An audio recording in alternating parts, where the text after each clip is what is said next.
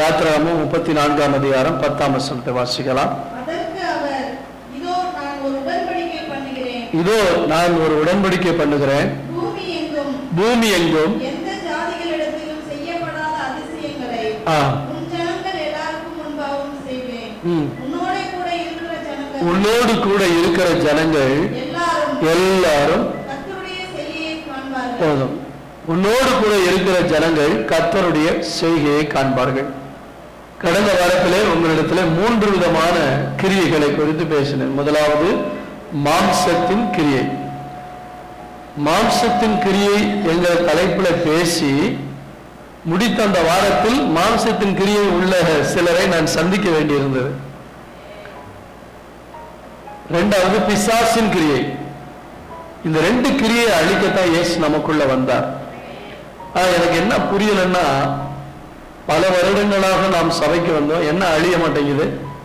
மாம்சத்தின் கிரியையும் பிசாசின் கிரியையும் அழிய மாட்டேங்குது.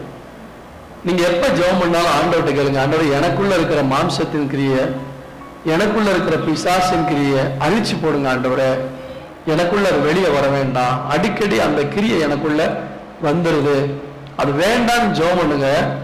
ஆண்டவர் உங்களை சூப்பர் பரிசுத்தவான்களா கர்த்தர் மாற்றுவார்.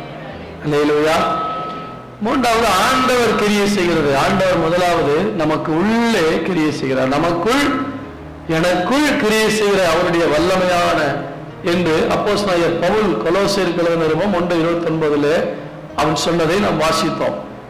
எனவே தேவன் முதலாவது நமக்குள் கிரியை செய்து நம்முடைய வாழ்க்கையை மாற்ற விரும்புகிறார்.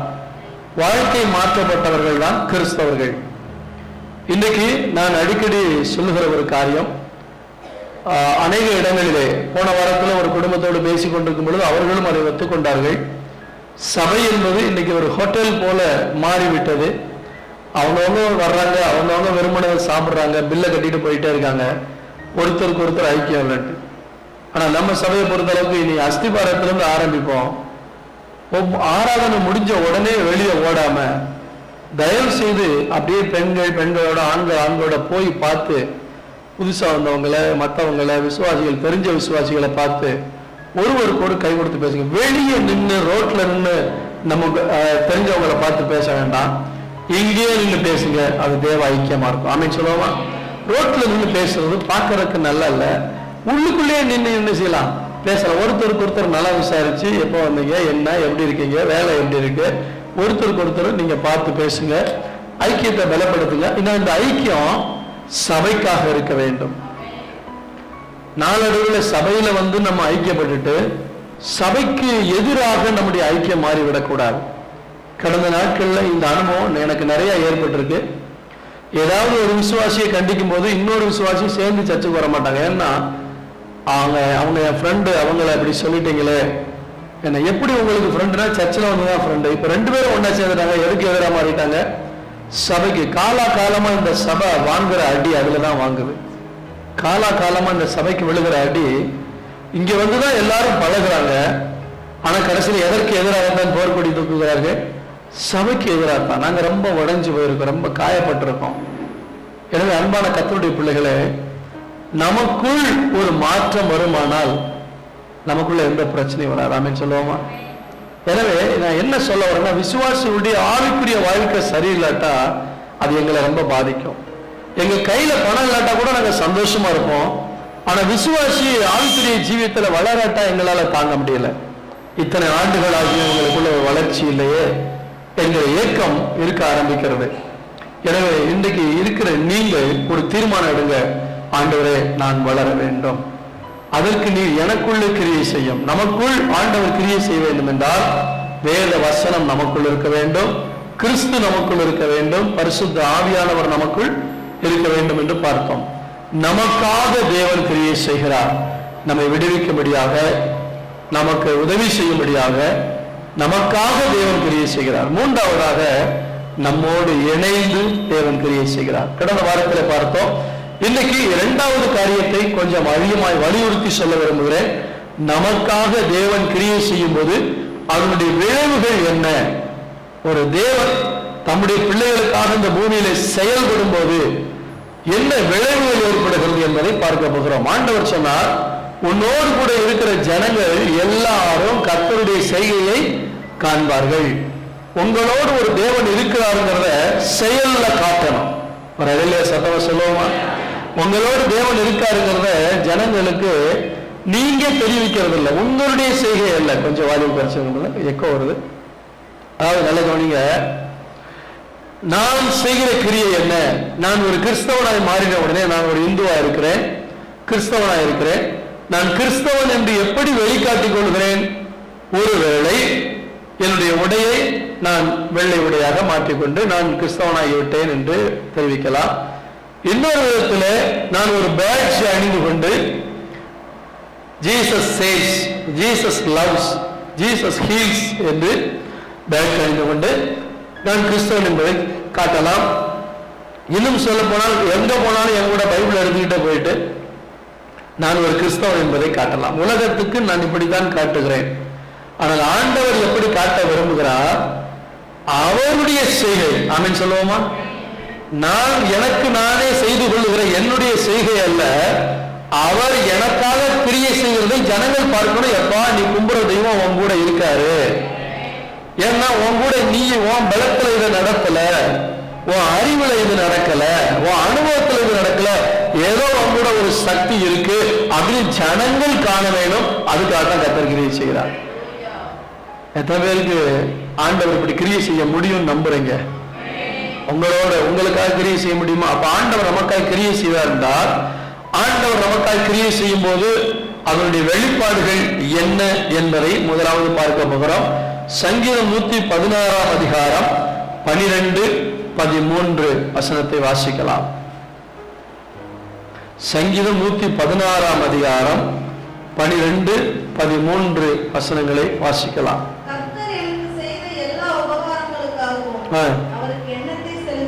என்ன உபகாரம் செஞ்சாரு? 7ஆம் வசனத்தை வாசிங்க.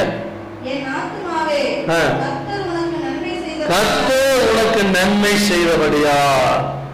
அப்ப நல்ல கவனிங்க, சங்கீதக்காரன் சொல்லுகிறான், கர்த்தர் எனக்கு நன்மை செய்தார். இதைத்தான் தன்னுடைய ஆத்மாவை பார்த்து கர்த்தர் செய்த சகல உபகாரங்களுக்காய். உபகாரம் என்றால் உதவிகள்.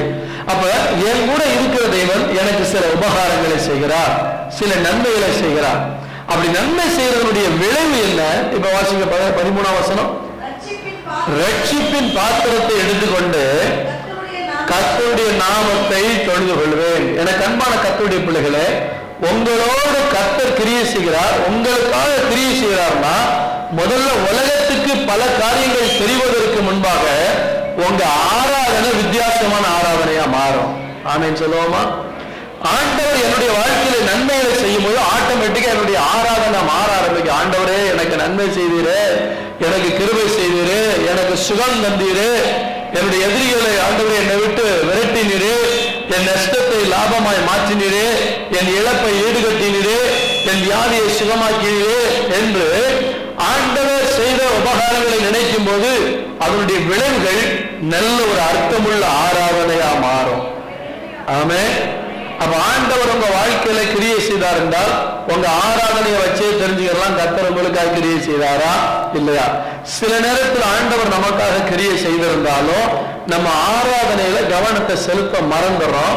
உள்ளுக்குள்ள வச்சிருப்பாங்க. சிலர் சொல்லுவாங்க, நான் உள்ளுக்குள்ளேயே ஃபீல் பண்றேன், ஆண்டவர் நல்லவருங்கிறத என் மனசுக்குள்ளேயே சொல்றேன். நீங்க சொல்லலாம், நல்லது. அது எங்கன்னா வீட்டுல ஜெபம் பண்ணும்போது நீங்க மனசுக்குள்ளேயே துதிக்கலாம். இப்ப நான் அருண் எனக்கு ஒரு நல்ல காரியத்தை செய்திருக்கிறார், அவர் எனக்கு பல உதவிகளை செய்திருக்கிறார், நன்றி சொல்வதற்காக நான் போகிறேன், அவரை பாராட்டுவதற்காக போகிறேன். நான் போய் அவரை பார்த்து அவர் பக்கத்துல ஒரு 10 நிமிஷம் நின்றுட்டு நான் வந்துட்டேன்.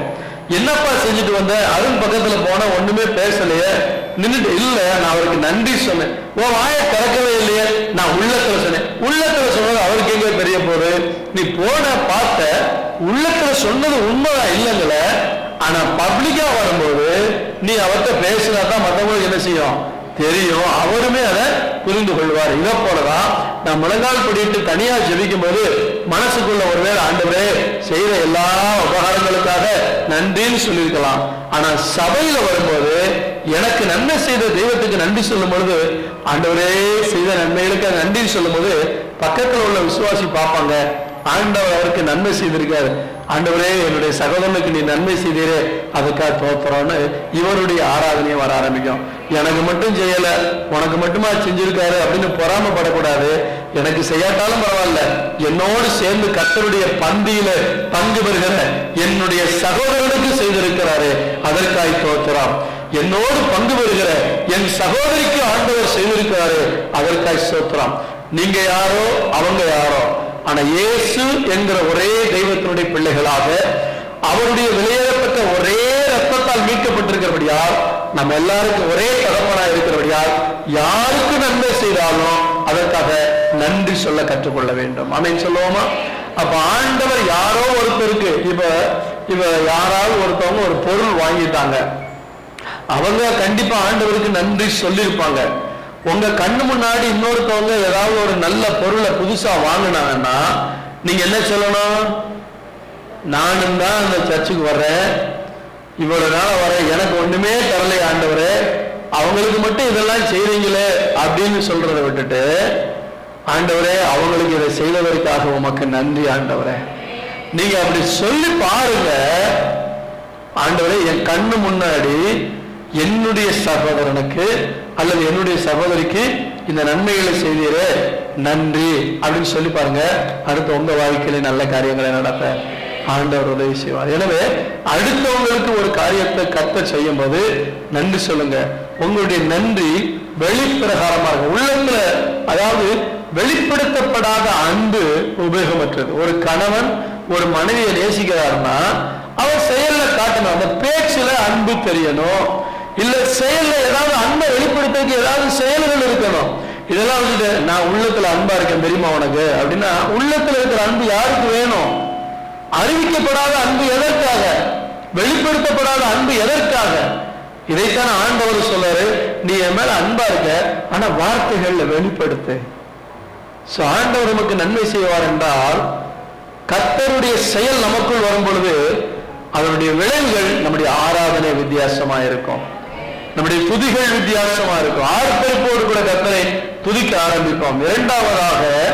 இரண்டாவதாக ஒரு காரியத்தை வாசிக்கலாம். யாத்திராமத்தின் புத்தகம் 14ஆம் அதிகாரம், அதுக்கு சங்கீதம் 18 வாசிப்போம். சங்கீதம் 18ஆம் அதிகாரம் 48, 49 வசனத்தை வாசிங்க. அவரே என் சத்துருக்களுக்கு என்னை விலக்கி விடுவிக்கிறவர், எனக்கு விரோதமாய் எழும்புகிறவர்கள் மேல் என்னை நீ உயர்த்தி கொடுமையான மனுஷனுக்கு என்னை தப்புவிக்கிறீர். இதனிமித்தம் கர்த்தாவே ஜாதிகளுக்குள்ளே உம்மை துதித்து உம்முடைய நாமத்திற்கு சங்கீதம் பாருங்க. தாவீது சொல்ல, ஆண்டவரே என்னுடைய எதிரிகளை எல்லாம் கலங்கடிச்சீங்க, எனக்கு விரோதமா யாரெல்லாம் எழும்பினாங்களோ அவங்க எல்லாம் நீங்க செயல்படுத்தி அழிச்சீங்க. இந்த செயலுடைய விளைவு இது நிமித்தம் கர்த்தாவே ஜாதிகளுக்குள்ளே நான் உம்மை துதிப்பேன். ஆமென். அப்ப தேவனுடைய செயல் என் ஆராதனையை வித்தியாசமாய் மாற்றுகிறது. நான் துதிக்கிற துதியை வித்தியாசமாக மாற்றுகிறது. சங்கீதம் 13ஆம் அதிகாரம் 6ஆம் வசனத்தை வாசிக்கலாமா? சங்கீதம் 13ஆம் அதிகாரம் 6ஆம் வசனம். கர்த்தர் எனக்கு நன்மை செய்தபடியால் அவரை பாடுவேன். அப்ப தேவ செயல்கள் என்னை துதிக்கிறவனாக மாற்றுகிறது. இப்பொழுது யாத்திராகமம் 14ஆம் அதிகாரம் 31ஆம் வசனத்தை வாசிக்கலாம். நல்ல கவனிங்க. கர்த்தர் எகிப்தியரில் செய்த அந்த மகத்தான கிரியைகளை இஸ்ரவேலர் கண்டார்கள். அப்பொழுது ஜனங்கள் கர்த்தருக்கு பயந்து கர்த்தரிடத்திலும் அவருடைய ஊழியக்காரனாகிய மோசேயினிடத்திலும் விசுவாசம் வைத்தார்கள். இரண்டாவதாக தேவன் நமக்காக கிரியை செய்யும் போது நம்முடைய விசுவாசம் அதிகரிக்க ஆரம்பிக்கிறது. எத்தனை பேர் ஆமென் சத்தமா சொல்ல விரும்புறேன்?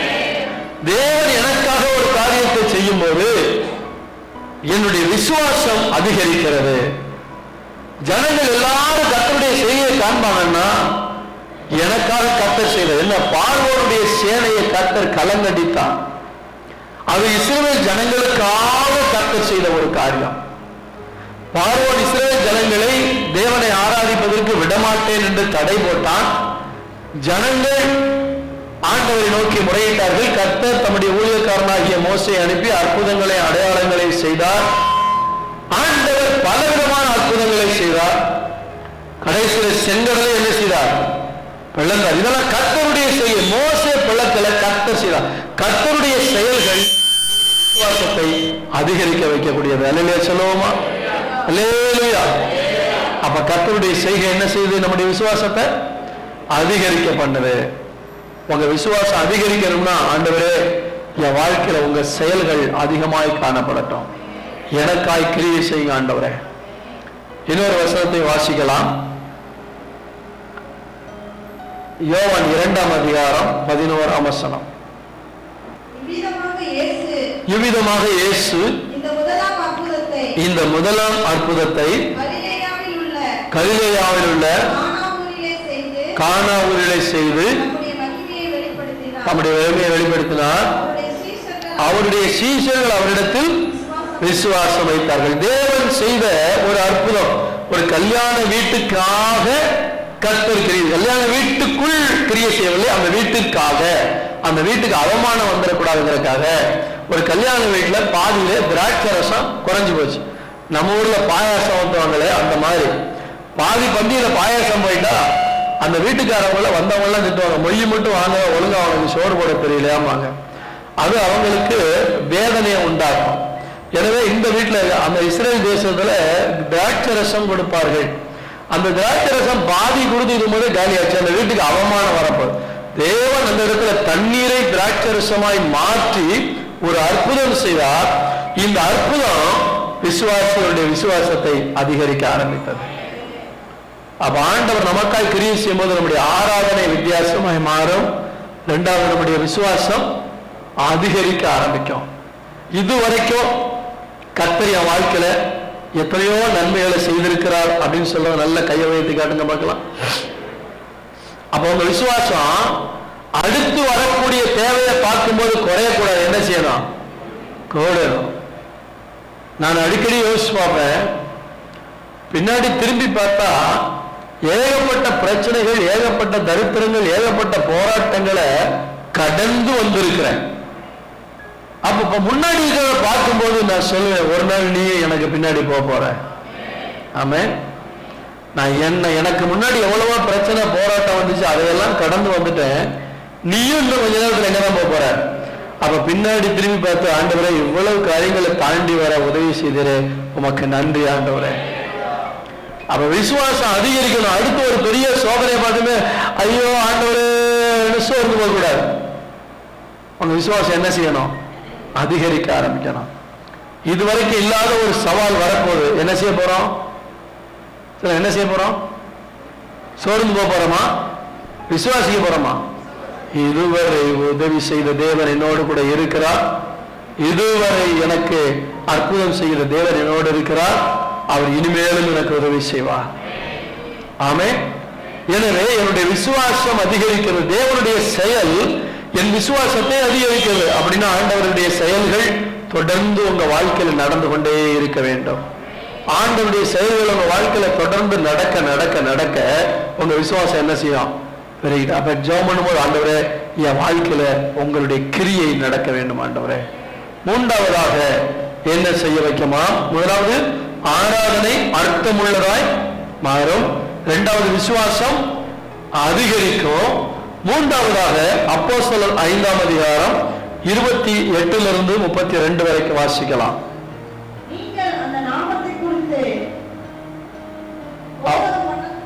வாசி. அதாவது இயேசு கிறிஸ்துவை பத்தி சொன்னதுனால ரோம அரசாங்கம் அவர்களை பிடித்து சிறையில வைத்து இயேசுவை பத்தி சொல்லக்கூடாதுன்னு பயங்கரமா அடிச்சு துன்பப்படுத்தி பயமுறுத்தி விட்டுட்டாங்க. ஆனா விட்டதுக்கு அப்புறம் வெளியே வந்து அவங்க மறுபடியும் அதைத்தான் செய்யறாங்க. அடி வாங்கினாலும் அதைத்தான் செய்யறாங்க. வாசிங்க.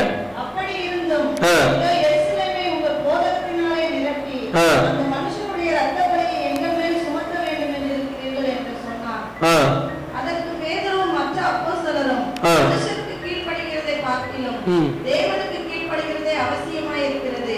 நீங்கள் மரத்திலே தூக்கி கொலை செய்த இயேசுவை நம்முடைய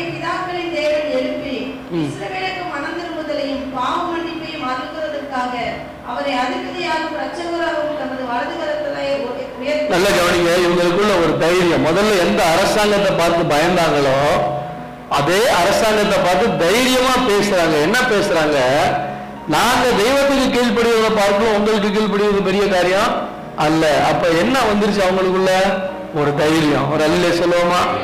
எந்த காரியம் உங்க வாழ்க்கையில உங்களை பயமுறுத்துதோ அதே காரியத்தை பார்த்து தைரியமா நிற்கக்கூடிய வல்லமை எப்ப கிடைக்குதுன்னா தேவன் உங்களுக்காய் கிரியை செய்யும் போது. அல்லேலூயா சொல்லுவோமா? சிறைச்சாலையில இருக்கும்போது ஆண்டவர் அவர்களுக்காய் கிரியை செய்தார்.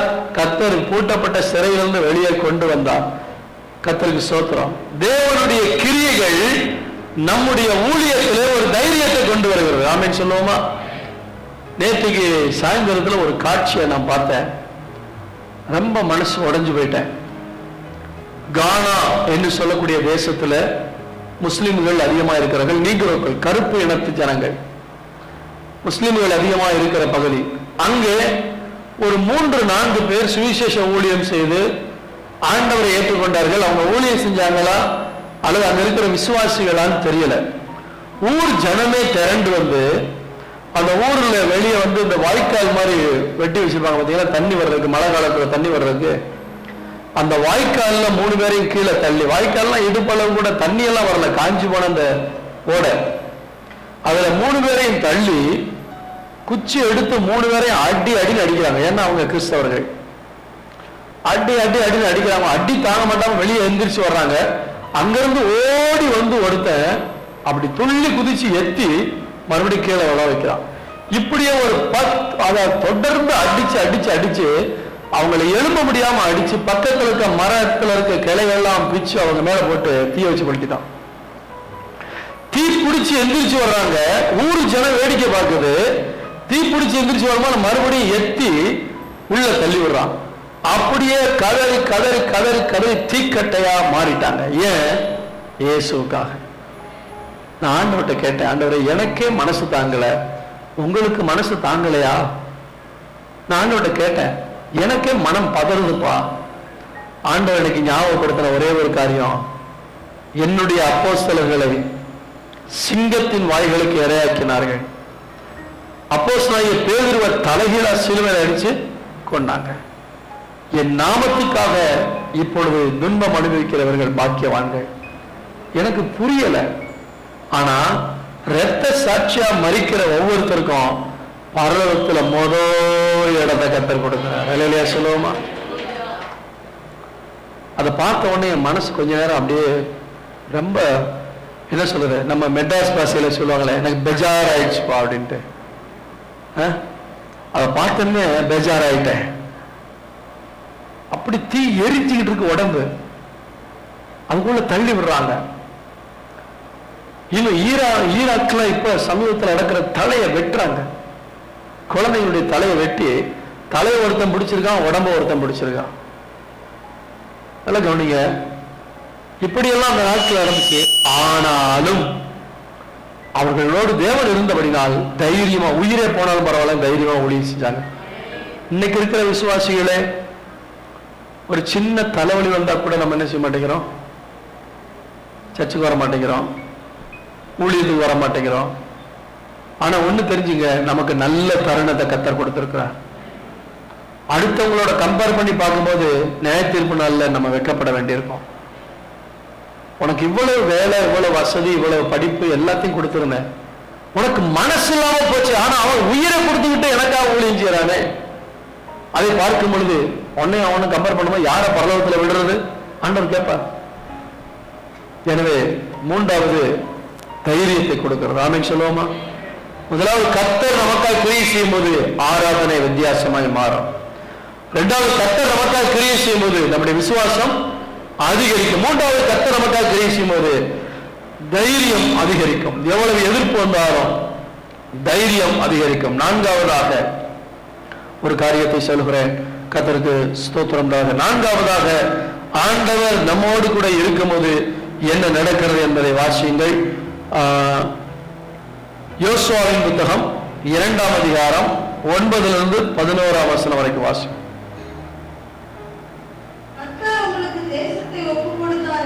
கர்த்தர் தேசத்தை உங்களுக்கு ஒப்பு கொடுத்தார் என்றும் உங்களை பற்றி எங்களுக்கு திகில் பிடித்திருக்கிறது என்றும் உங்களை குறித்து தேசத்து குடிகள் எல்லாம் சோர்ந்து போனார்கள் என்றும் அறிவேன். நீங்கள் எகிப்திலிருந்து புறப்பட்ட போது கர்த்தர் உங்களுக்கு முன்பாக சிவந்த சமுத்திரத்தின் தண்ணீரை வற்றி போக பண்ணினீர். உங்களுக்காக கிரியை செய்தாரே, அதெல்லாம் நாங்க கேள்விப்பட்டோம். யோர்தானுக்கு அப்புறத்தில் சங்காரம் பண்ணின எமோரியரின் 2 ராஜாக்களாகிய சீகோனுக்கும் ஓகுக்கும் செய்ததையும் கேள்விப்பட்டோம். கேள்விப்பட்ட போது எங்கள் இருதயம் கரைந்து போயிற்று. ஒரு அல்லேலூயா சொல்லுவோமா? 5ஆம் அதிகாரம் 1ஆம் வசனத்தை வாசிங்க. இஸ்ரவேல் புத்திரர் கடந்து தீர்மானமும் கர்த்தர் யோர்தான் தண்ணீரை அவர்களுக்கு முன்பாக வற்றி போக பண்ணினதை யோர்தானுக்கு மேல்கரையில் குடியிருந்த எமோரியரின் சகல ராஜாக்களும் சமுத்திரத்தருகே குடியிருந்த கானானியரின் சகல ராஜாக்களும் கேட்டது முதற்கொண்டு அவர்கள் இருதயம் கரைந்து இஸ்ரவேல் புத்திரருக்கு முன்பாக சோர்ந்து போனார்கள். நல்ல கவனிங்க, தேவன் தம்முடைய ஜனங்களுக்காக கிரியை செய்த போது ஜனங்களுடைய ஆராதனை அர்த்தமுள்ளதாய் மாறிற்று. ஜனங்களுடைய விசுவாசம் அதிகரித்தது. ஜனங்கள் தைரியம் அடைந்தார்கள். ஆனால் இன்னொரு பக்கத்துல எதிரிகள் கலக்கம் அடைந்தார்கள். ஆமே, என்ன சத்தமா சொல்ல மாட்டேங்கிறீங்க? ஒரு பெந்தெகோஸ்தே அல்லேலூயா சொல்லுங்க பார்க்கலாம். ஆமே. அப்ப ஆண்டவர் எனக்காக கிரியை செய்யும் போது எனக்கு விரோதமாக எழும்ப நினைக்கிறவர்களை கர்த்தர் கலங்கடிப்பார். எனக்காக கர்த்தர் கிரியை செய்யும் போது செங்கடலை பிளந்தார், யோர்தானை வற்றி போக பண்ணினார், 2 பெரிய ராஜாக்கள் எமோரியர்களின் ராஜாவை கலங்கடித்தார். இதெல்லாம் கேள்விப்பட்ட போது எதிரி ராஜாக்களுடைய இருதயம் கரைஞ்சு போச்சான், தண்ணிய போல உருகி போச்சான். அப்ப எதிரிகள் கலங்கடிக்கப்படுவார்கள். நீங்க ஒண்ணும் செய்ய தேவையில்லைங்க. உங்களுக்கு விரோதமா யாரு எழும்பினாலும் நீங்க கர்த்தருடைய பாதத்தை பற்றி பிடித்து கர்த்தருடைய சமூகத்தில் விழுந்து கிடங்க. உங்களுக்காக கர்த்தர் கிரியை செய்யும் போது எதிரிகள் கலங்கடிக்கப்படுவார்கள். நீங்க நான் யார் தெரியுமான்னு நீங்க அவங்களை கலக்கணுங்கிற அவசியமே இல்லை. கர்த்தருடைய செயல்கள் எதிரிகளை கலங்கடிக்க ஆரம்பிக்கும். அல்லேலூயா. அப்ப எனக்காக இஸ்ரவேல் ஜனங்களுக்காக கர்த்தர் கிரியை செய்வதை பார்த்த உடனே எதிரி ராஜாக்கெல்லாம் கலங்கி போயிட்டாங்க. அப்போஸ்தலர் 5ஆம் அதிகாரம் 17ஆம் வசனத்திலிருந்து 24ஆம் வசனம் வரைக்கும் இதே போல ஒரு சம்பவத்தை பார்க்கிறோம். வாசிங்கள். 5:17 24 வரைக்கும். அப்பொழுது பிரதான ஆசாரியனும் அவருடனே கூட இருந்த சதுசேய சமயத்தார் அனைவரும் எழுப்பி பொறாமையினால் நிறைந்து அப்போஸ்தலரை பிடித்து பொதுவான சிறைச்சாலையிலே வைத்தார்கள். கர்த்தருடைய தூதன் ராத்திரியிலே சிறைச்சாலையின் கதவுகளை திறந்து அவர்களை வெளியே கொண்டு வந்து அவர்களுக்காக கர்த்தர் கிரியை செய்தார். அப்படிதானே? ஜெயில போட்டாங்க, ராத்திரி ஆண்டவர் தூதர் அனுப்பி வெளியே கொண்டு வந்தாரு, அவர்களுக்காக கிரியை செய்தார். அப்ப நடந்தது என்ன? வாசிங்க. நீங்கள் போய் தேவாலயத்திலே நின்று ஜீவ வார்த்தைகள் எல்லாவற்றையும் ஜனங்களுக்கு சொல்லுங்கள் என்றார். அவர்கள் அதை கேட்டு அதிகாலையிலே தேவாலயத்தில் பிரவேசித்து போதகம் பண்ணினார்கள். பிரதான ஆசாரியனும் அவனோட கூட இருந்தவர்களும் வந்து ஆலோசனை சங்கத்தாரையும் இஸ்ரவேல் புத்திரரின் மூப்பர் எல்லாரையும் வரவழைத்து அப்போஸ்தலர்களை கொண்டு வரும்படி சிறைச்சாலைக்கு சேவகரை அனுப்பினார்கள். சேவகர் போய் சிறைச்சாலையை அவர்களை காணாமல் திரும்பி வந்து சிறைச்சாலை மிகுந்த பத்திரமாய் பூட்டப்பட்டிருக்கவும் காவல்காரர் வெளியே கதவுகளுக்கு முன் நிற்கவும் கண்டோம். திறந்த பொழுதும் உள்ளே ஒருவரையும் காணோம் என்று அறிவித்தார்கள். இந்த செய்தியை ஆசாரியனும் தேவாலயத்தை காக்கிற சேனை தலைவரும் பிரதான ஆசாரியரும் கேட்ட பொழுது என்னமாய் முடியுமோ என்று அவர்களை குறித்து கலக்கம். ஆமென் சொல்லுவோமா? அப்போஸ்தலர்கள் தங்களுடைய விடுதலைக்காக ஒண்ணுமே செய்யல, ஆண்டவரை விசுவாசிச்சாங்க. கர்த்தர் அவர்களுக்காக கிரியை செய்தார். தேவ பிள்ளையே, நீங்க பலவிதமான சிறையின் அனுபவத்தில் இருக்கலாம், பல காரியங்கள்ல சிறைப்பட்டு போய் இருக்கலாம். ஆண்டவர்கிட்ட ஜெபம் பண்ணீங்கன்னா கர்த்தர் உங்களுக்காக கிரியை செய்வார். யார் உங்களை சிறைப்படுத்தினார்களோ அவர்கள் கலங்கும்படி கர்த்தர் கிரியை செய்வார். நீங்க கிரியை செய்யக்கூடாது, கர்த்தர் உங்களுக்காக கிரியை செய்யணும். ஆண்டவர் உங்களுக்காக கிரியை செய்யும் பொழுது, அதாவது இவன் சுரங்கப்பாதை தோண்டி தப்பிச்சு போயிட்டானா, ஜன்னலை உடைச்சு தப்பிச்சு போயிட்டானா, கதவை உடைச்சு தப்பிச்சு போயிட்டானான்னு பார்த்தா எல்லாம் அப்படியே இருக்கு.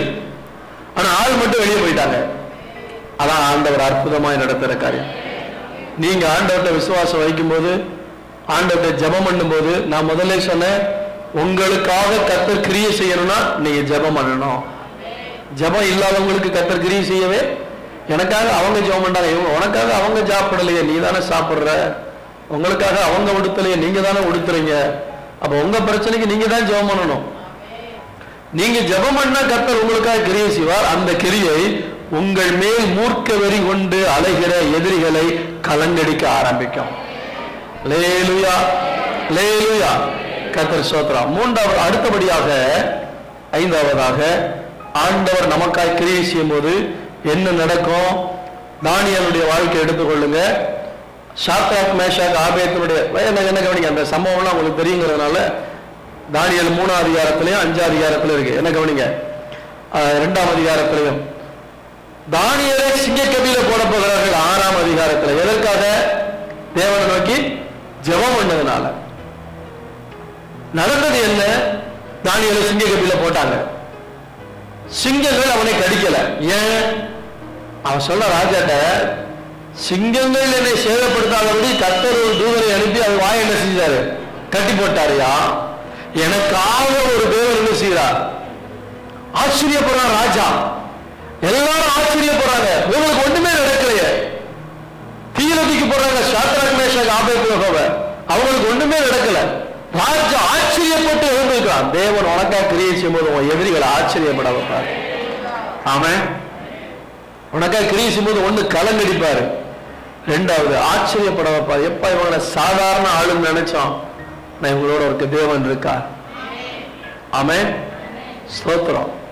ஆளை பார்த்தா நோஞ்சான், ஆனா உள்ளுக்குள்ள இருக்கிற வல்லமை பெருசு. சமீபத்தில் சில வருஷத்துக்கு முன்னாடி, அந்த நாட்களில் பார்த்தீங்கன்னா இப்போ லைட்டு கொடுக்குறாங்க.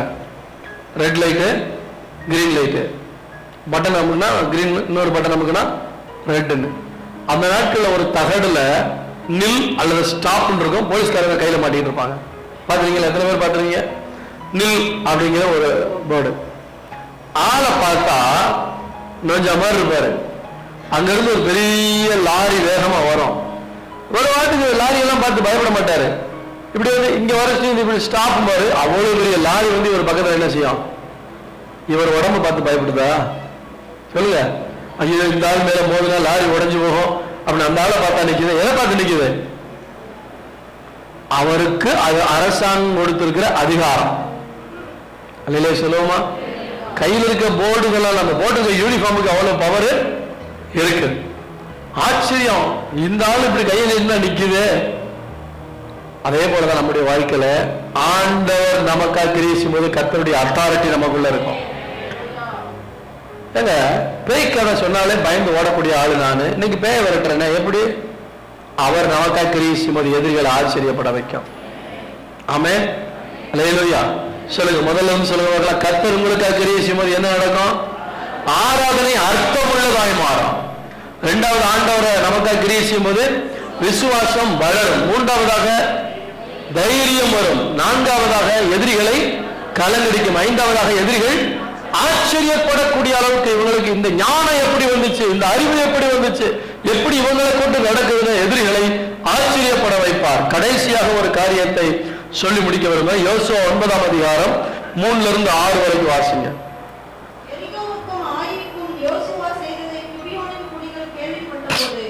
ஒரு தந்திரமான யோசனை பண்ணி தங்களை ஸ்தானாபதிகள் போல காண்பித்து பழைய ரட்டு பைகளில் வீரலும் கொத்தலுமான பழைய திராட்சரச குருத்திகளையும் தங்கள் கழுதிகள் மேல் வைத்து பழுது பார்க்கப்பட்ட பழைய பாதரட்சிகளை தங்கள் கால்களில் போட்டு பழைய வஸ்திரங்களை உடுத்திக் கொண்டார்கள். வழிக்கு அவர்கள் கொண்டு போன அப்பமெல்லாம் உலர்ந்ததும் பூசணம் பூத்ததுமாய் இருந்தது. அவர்கள் பிற்காலில் இருக்கிற பாளையத்துக்கு யோசுவனிடத்தில் போய் அவனையும் இஸ்ரவேல் மனுஷரையும் நோக்கி, நாங்கள் தூர தேசத்திலிருந்து வந்தவர்கள், எங்களோட உடன்படிக்கை பண்ணுங்கள் என்றார்கள். நல்ல கவனிங்க, எல்லா எதிரிகளும் சண்டை போட்டு தோத்து போயிட்டாங்க. ஏன்னா கர்த்தர் யோசுவாவோடு கூட இருந்து செய்த கிரியைகளை பார்த்து. ஆனா ஒரு கூட்டம் என்ன பண்ணுச்சுன்னா, இவன் கூட சண்டை போட்டு சாகிறதோட சரணடைகிறது மேலும் வந்துட்டான். ஒரு அலையில சொல்லுங்க பார்க்கலாம். உன்னோடு போராடினவர்கள் உங்ககிட்ட சரணடைவாங்க. ஆமென் சொல்லுவோமா? கர்த்தர் உங்களுக்காக கிரியை செய்யும் போது உங்களுக்கு விரோதமா யார் எழும்பினாலும் நீங்க கர்த்தரை ஜெபம் பண்ணணும். அதான் கண்டிஷன். கர்த்தர் உங்களுக்காக கிரியை செய்வார் என்றால் எதிரிகள் உங்களிடத்தில் வந்து சரணடைவார்கள். அப்போஸ்தலர் 8ஆம் அதிகாரத்துல பெரிய ஒரு மந்திரவாதி, அவன் எந்த பட்டணத்துல? சமாரியா பட்டணத்துல பெரிய அற்புதங்களை செய்யறான். கடவுளுடைய பெரிதான சக்தி இவன் தான் எல்லாரும் ஆச்சரியப்படக்கூடிய அளவுக்கு பல மந்திர தந்திர வித்தைகளை செய்து கொண்டிருக்கிறான். ஆனா அங்க போய் பிலிப்பு போய் ஜெபம் பண்ணி பிரசங்கம் பண்ண உடனே அநேகர்களுக்கு அசுத்த ஆவியெல்லாம் வெளியே போகுது. இவன் செய்த அற்புதத்தோட பெரிய அற்புதத்தை பிலிப்புவை கொண்டு ஆண்டவர் செய்கிறார். நடந்தது என்ன தெரியுமா? இவன் பிலிப்புவை பற்றி கொண்டு அவனால் நடந்த அற்புத அடையாளங்களை கண்டு ஆச்சரியப்பட்டு ஞானஸ்தானம் பெற்றான் போட்டு காமின்னு சொல்லுவோமா? சரண்டர் ஆயிட்டான் ஆண்டவர்கிட்ட.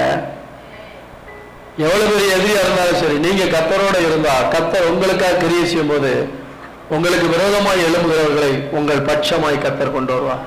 உங்கள்கிட்ட சரண்டர் அடைய வைப்பார். ஆமீன் சொல்லுவோமா?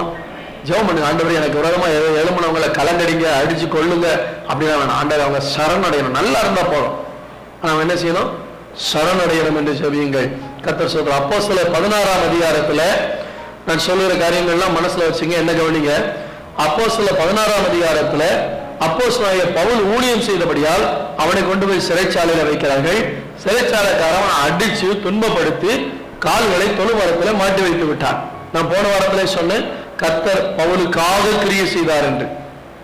அப்படி கிரியை செய்தனுடைய விளைவு என்ன? எவன் அடிச்சானோ அவனை காயத்தை கட்டுறான். நல்ல சொல்லுவோமா? சிறைச்சாலைக்காரன் அன்னைக்கு ராத்திரியே அவனை வீட்டுக்கு கூட்டு போய் என்ன செய்யறான்? காயங்களை கட்டுகிறான். யார் உங்களை காயப்படுத்தினாங்களோ அவங்களை காயம் கட்டுவாங்க. எதிரிகள் கலங்கடிக்கப்படுவார்கள், எதிரிகள் ஆச்சரியப்படுவார்கள், எதிரிகள் சரணடைவார்கள், எதிரிகள் காயம் கட்டுவார்கள். இப்ப உங்க வாழ்க்கையில விசுவாசம் அதிகரிக்கணுமா? தைரியம் வரணுமா? உங்க ஆராதனை அர்த்தமுள்ளதா மாறணுமா? உங்களுக்கு விரோதமா எழும்புறவங்க கலங்கடிக்கப்படணுமா? உங்களுக்கு விரோதமா எழும்புறவங்க ஆச்சரியப்படணுமா? அவங்க சரணடையணுமா? உங்க காயத்தை கட்டணுமா? இதுக்கெல்லாம் காரணம் நீங்க ஜெபம் பண்ணணும். நீங்க ஜெபம் பண்ணும்போது கர்த்தர் உங்களுக்காக கிரியை செய்யும் போது இத்தனை விளைவுகளை பார்க்க முடியும். அல்லேலூயா சொல்லுவோமா? அல்லேலூயா. கர்த்தர் ஸ்தோத்திரம்லாக. கடைசியில் அப்போஸ்தலர் 16ஆம் அதிகாரத்துல 35 39 வரைக்கும் பார்க்கும்போது அவங்க வீட்டில் எல்லாரும் ஆண்டவரை ஏற்றுக்கொண்டு அவர்கள் சரணடைந்தார்கள் என்று பார்க்கிறோம். அல்லேலூயா சொல்லுவோமா? எனக்காக கிரியை செய்கிற தேவன். அவர் எனக்காக கிரியை செய்வது என் வாழ்க்கையில் 3 காரியங்கள். முதலாவது, ஆண்டவருடைய அற்புதம் என்னுடைய வாழ்க்கையில ஆராதனையை மாற்றுகிறது, விசுவாசத்தை தருகிறது, என்னை தைரியம் உள்ளவனாய் மாற்றுகிறது. இன்னொரு பக்கம் எதிரிகள் பக்கமாய் பார்க்கும் பொழுது அவர்களை கலங்கடிக்கிறார். கர்த்தருக்கு ஸ்தோத்திரம். அவர்களை ஆச்சரியப்பட வைக்கிறார், அவர்களை சரணடைய வைக்கிறார், காயங்கட்ட வைக்கிறார். அல்லையா சொல்லுமா? நம்ம ஆண்டவர்கிட்ட ஜெபம் பண்ண போறோம். ஆண்டவரே எனக்காய் கிரியை செய்யுங்க. என் வாழ்க்கையில எத்தனையோ பேர் எதிராக இருக்காங்க. நான் குடியிருக்கிற பகுதியில் எனக்கு விரோதமா எத்தனையோ பேர் பேசுறாங்க, சாடமாடையா பேசுறாங்க. வேலை செய்யற இடத்துல நான் கிறிஸ்தவனா இருக்கிறதுனால எனக்கு விரோதமா எழும்புறவங்க நிறைய இருக்காங்க. படிக்கிற இடத்துல பிரச்சனை பண்றவங்க, வேலை செய்யற இடத்துல போட்டி மனப்பான்மையில வேலையை நடத்துறவங்க இருக்காங்க. இவங்களோடு நாம் போராட விரும்பல. எல்லாம் வாயை திறந்து ஜெபம் பண்ணுங்க பார்க்கலாம். தலை கவலை, தயவுசு தலை கவலை, நல்ல ஜெபம் பண்ணுங்க ஆண்டவர்கிட்ட. அல்லேலூயா. நான் ஜெபம் பண்ணி முடிக்கல, நல்ல கொஞ்சம் தயவு செய்து ஜெபம் பண்ணுங்கள விசுவாசிகளை. உட்காந்து நல்லா அமைதியா கேட்டீங்கல்ல, கொஞ்சம் நல்ல வாயை திறந்து ஜெபம். ஆண்டவரே நான் ஜெபம் பண்ணணுமாப்பா, நான் ஜெபம் பண்ணா எனக்காக நீங்க கிரியை செய்வீங்க. நான் ஜெபிக்க விரும்புறேன், எனக்காக கிரியை செய்ய. எதிரிகள் என்னிடத்துல சரண அடையணும் ஆண்டவரே. அல்லேலூயா, அல்லேலூயா. உங்க வாழ்க்கையில என்னென்ன நடக்கணுமோ அதை சொல்லி ஜெபம் பண்ணுங்க.